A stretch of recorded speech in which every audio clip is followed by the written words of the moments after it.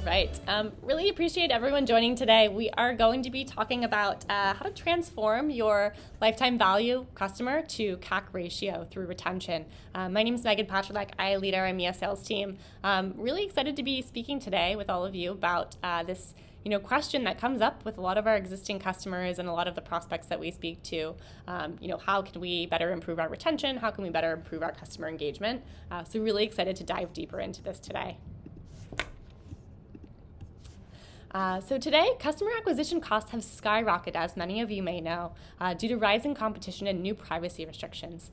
Today, the average brand spends 222% more to acquire a single customer than it did a decade ago. So as you all know, it's just become increasingly expensive to acquire new users, which is why the focus on retention has become so important.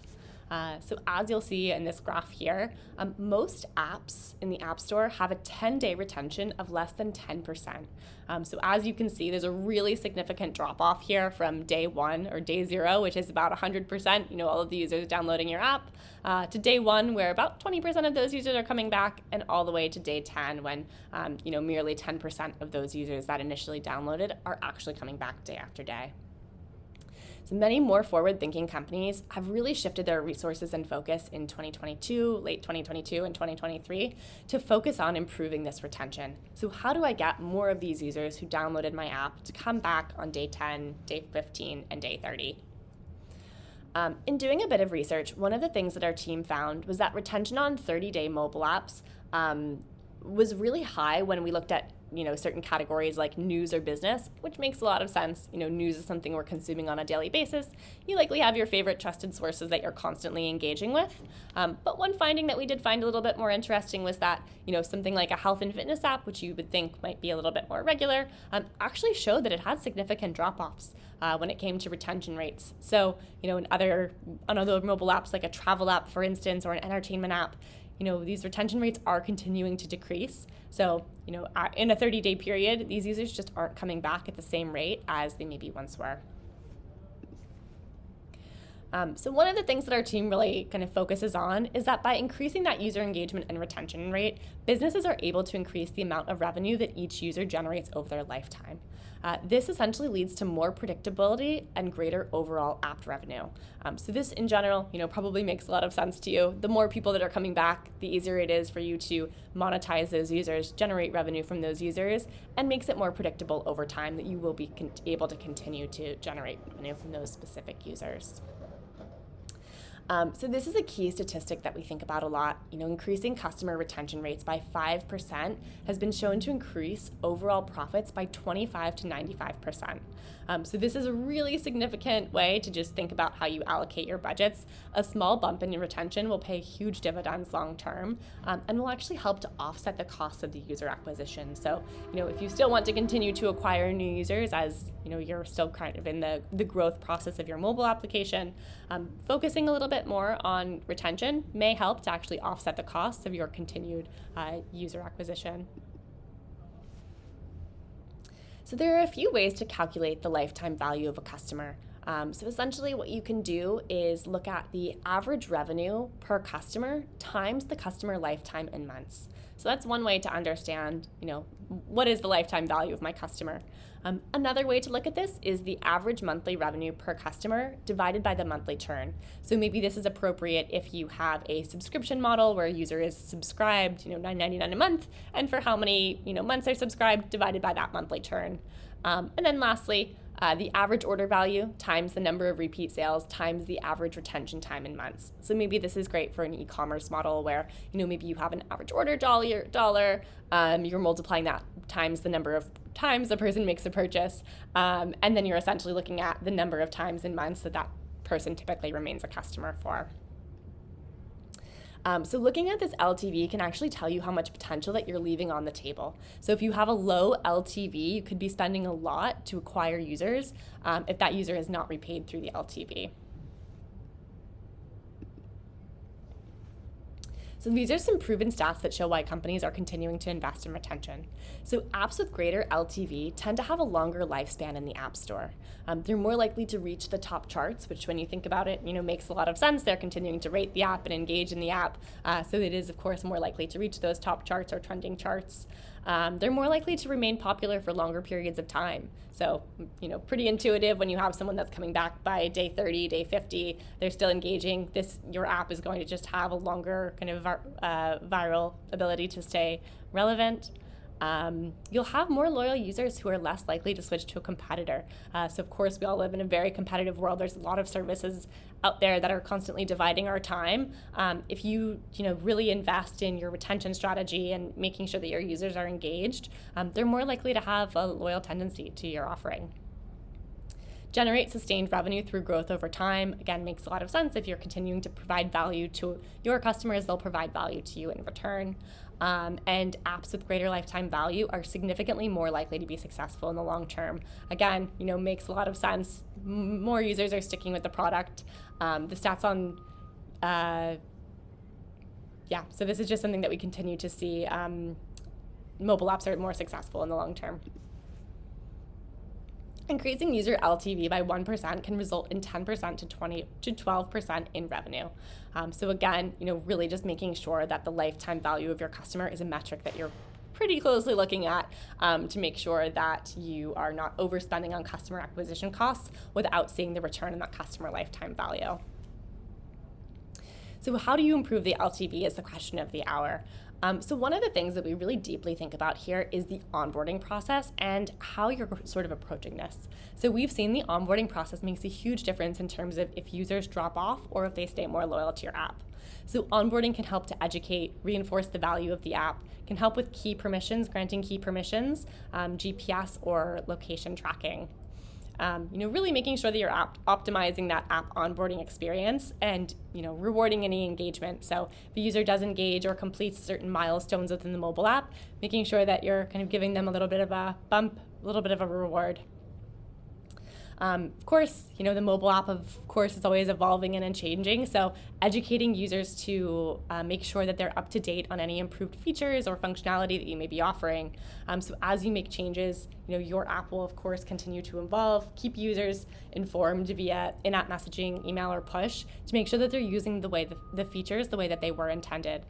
So if, you launch a new feature, make sure you announce it via push or email, depending on that preferred channel. We also continue to see loyalty and rewards programs continue to be successful across the board. And so ways that you can really execute on these strategies is through an omni-channel approach. So one way we've really seen this kind of approach work is just it has more opportunities to re-engage your audience and have greater customer engagement rates. So if you're using a combination of push messaging, email, and app messaging, you'll really be able to message users across the right channel at the right time.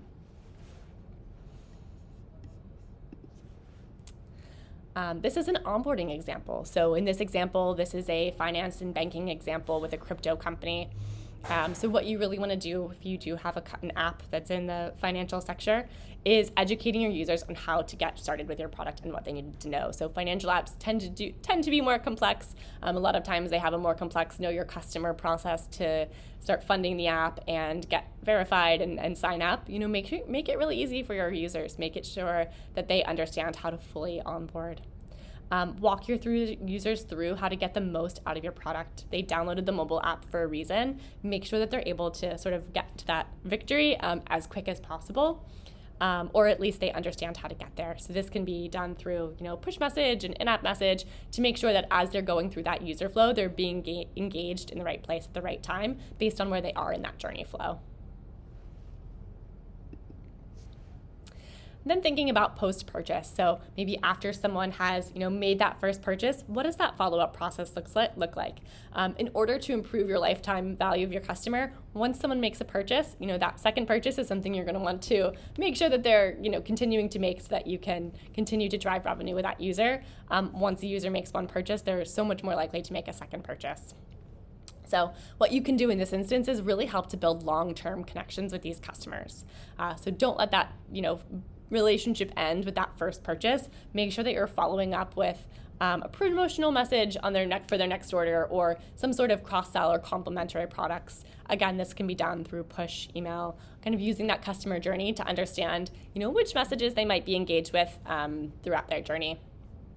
It doesn't always have to be sales focused as well. You can also ask customers to leave a review or share with their community. And again, you can promote your loyalty and referral programs. So I know I personally don't always sign up for loyalty and referral programs before I make a purchase, but after I make a purchase, I'm much more likely to sign up for something like that. So making sure that you're following up with your users to, after that first purchase, to really drive that brand loyalty and increase that LTV. And lastly, re-engagement. So really thinking about, as a user, maybe hasn't been back in a while, it doesn't mean that they're never going to come back again or that they're not interested. Maybe it just simply means that, the message needs to be a little bit more tailored based on their specific interests.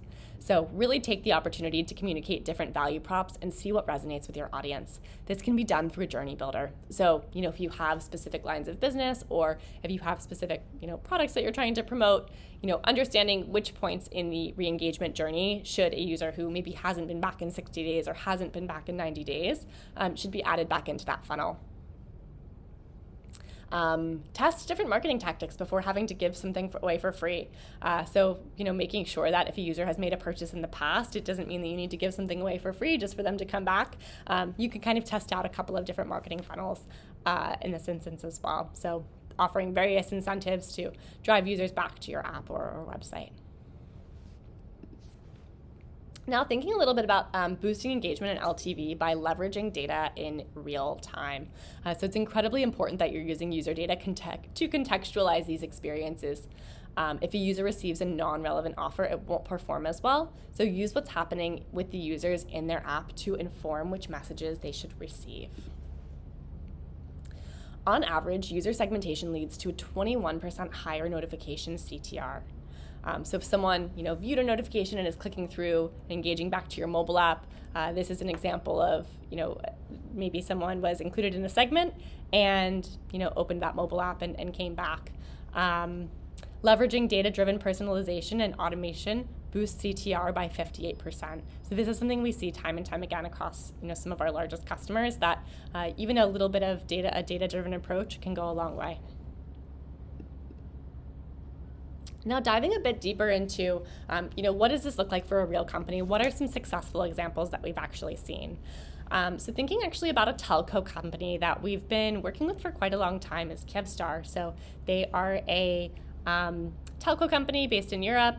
And one of the metrics that they really wanted to focus on in 2021 leading into 22 was increasing the number of users that were actively using the mobile app. So they really wanted to drive an increase in this MAU, but we're just confounded with how to do this. So what they did was they implemented push messaging as a first step to really try to bring users back day after day. So when they did implement push messaging, they of course implemented journeys to understand how they could bring more users back more frequently. One of the campaigns the team was able to run was actually a top-up campaign. So when users had depleted the mobile allocation for the month that they had subscribed to, essentially Kyivstar would send out a push message to remind that user to top up their mobile balance. So it was a really cost-effective way for them to do this via push messaging versus via doing it SMS. But essentially they were able to drive about $272,000 per month incrementally from this campaign that they ran across the period of a year. So it's almost $3 million per year that they were able to drive from this one campaign that just reminded users to top up. So essentially, this was really targeted, really data-driven campaign. And that, in conjunction with a couple of other campaigns that they were running, they were actually able to increase the overall monthly active users by 10%. So it really helped to drive an increase in one of their more North Star metrics, which was driving a higher daily and monthly active user base. Then really thinking about another customer that we work quite closely with is Beach Bum. So this is a gaming customer who really wanted to improve the lifetime value of their customer and really wanted to focus on player retention. So they knew they had an audience that was a quite loyal audience that they wanted to try to monetize a little bit further. They do have a global user base as well, which presented a little bit of a challenge as they're trying to message users across, different languages at different times. What they were able to do was they were able to utilize OneSignal's journeys and language localization features to automate their global messaging at scale. So this was a really, really data-driven approach. I think they actually kicked off a journey about 2 minutes after someone had, exited out of the game to re-engage them and bring them back. They were able to generate quite significant results as they were able to generate a 140% increase in paid user activation 10 days after implementation. So essentially they implemented OneSignal, and then within 10 days they were able to see in a specific cohort of users who had, who were paid users, they were able to drive 140% increase in activating those users. Another metric that they were able to improve significantly was a 650% increase in CTR through personalized messaging. So this was something, again, that was just super significant for their team. They hadn't personalized messaging too much, but they really started playing around with the time, the location, the language, to really understand, what messages users should receive based on where they were in the game, as well, and what certain levels they were on. So in this instance, automation was really, really key without sacrificing any personalization, as they wanted to do this at a global scale. And then lastly, thinking about Bit, who is a cryptocurrency app. So this is an example where education and onboarding was very, very important. So they used an analytics integration to understand performance in the app. And then they used a cross-channel approach with push, email, in-app messaging, which resulted in 30% increase in in-app transactions. So essentially, they were, they weren't using anything before, then they started using OneSignal and connected an analytics provider. And what they were able to do was to execute, different user journey flows across push, in-app, email. One of the key campaigns that they were able to drive was incentivizing coin swaps with additional customized journeys and targeted results in a 30% increase in in-app transactions. So this was a key campaign that their team was trying to drive, that they were able to do quite significantly. They also increased crypto loans taken out by 54% as a result of the targeted timely messaging campaigns. This was a metric their team was really trying to drive, was how many loans they could generate from their user base, and they were able to increase that by 54%. And then lastly, they were able to improve app security by walking users through two-factor authentication and encouraging security compliance through future usage. And so this really helped to fortify the security of their mobile app. And so that's it in terms of the customer case studies that we have. If there's any other details or that you'd like to dig in deeper, here are the QR codes. You can go ahead and scan. These can also be found on our website. And with that, we will take a couple of questions. I know a couple came through while we were on the call here. So I'll start to look through some of these questions and see what might be good ones to start with. If we don't get to your question today, we will follow up with it. So feel free to send your questions in. All right. So here's a question. What are some of the reasons that CAC is increasing? So this is a great question. One of the things that we continue to see is that user privacy restrictions continue to become more opaque, making it so that users have much more privacy, making it more difficult to actually target users cost effectively. The cost to acquire through like Apple and Google have also increased quite significantly, as we discussed in the past decade. So that's also been kind of a rising cost that has really driven up the cost to acquire an individual user. How important is it to provide an onboarding experience to a new app users? Yeah, this is a great question. So what I would say is that it's super critical to provide an app onboarding experience if your mobile app is maybe a little bit more complex to understand, or there's certain features that or milestones a user needs to complete in order to get the most out of the game. Or get the most out of the mobile app. So for instance, if it's a fintech app and you have to go through an extensive know your customer process, that's an area where you would really want to have an extensive onboarding to make sure that users don't drop off. Whereas if it's a mobile game, for instance, it may be a little bit more self-explanatory until they get to later levels. So maybe an onboarding experience, isn't quite as important. Maybe it's better to just kind of let them get into the game and figure it out themselves. I think this is the last question. Which channels have you seen being more effective during the onboarding phase? Oh, so this is great. Yeah, this is a really good question. So I think during the onboarding phase, one of the areas we continue to see be really successful, quite tried and true, is email. So, following up with users via email once they have downloaded the app and maybe given you their email, making sure you send an email right to their inbox so they're sort of used to seeing you pop up in their inbox, and maybe kind of driving them with a coupon, or if there's some sort of promotional thing that you're running to get them to actually complete that profile. Or it can simply just be a reminder for them to finish signing up for their account, add funds to their account if it's finance, for instance, or if it's some sort of travel app, reminding them that they're booking their summer travel, whatever it is. We do tend to see email as a popular channel. But one of the things that we also tend to see is that email in combination with push and in-app messaging just has exponentially significant returns. So really harnessing the power of omnichannel and trying to use as many channels as possible without bombarding your user is something that we see tends to be quite successful. All right, well, I think that's all the questions that we have time for today, but really appreciate everyone taking the time. And again, if you asked a question, we will follow up with that after this. Thank you so much.